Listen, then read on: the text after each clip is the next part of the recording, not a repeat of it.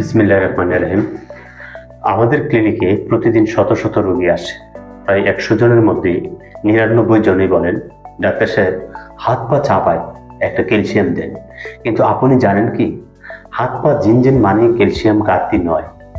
হাত পা চাপড়ানো বা ঝিনঝিন করার বিভিন্ন কারণ হতে পারে।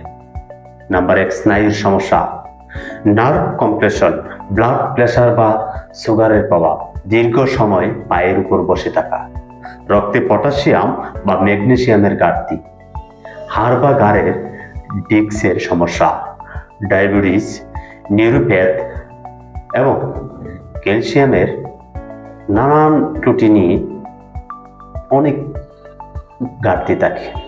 একটি কথা বলবো, ক্যালসিয়াম সব সমস্যার ওষুধ না। ক্যালসিয়াম কেবল তখনই দরকার হয় যখন হাড় ক্ষয়ে যাচ্ছে বা হাড় ভেঙে যাচ্ছে।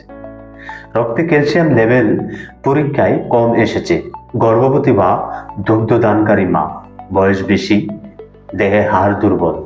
মনে রাখুন, হাত পা ঝিনঝিন মানি ক্যালসিয়ামের দরকার, এটা সবার জন্য সত্যি না।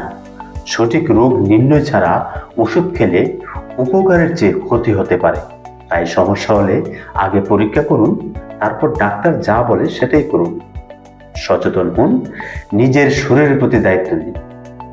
পরবর্তীতে আপনারা কোন ধরনের স্বাস্থ্য টিপস নিয়ে জানতে চান কমেন্ট বক্সে জানাবেন। আমি পরবর্তী ভিডিওতে স্বাস্থ্য টিপস দেওয়ার চেষ্টা করব। ধন্যবাদ সবাইকে।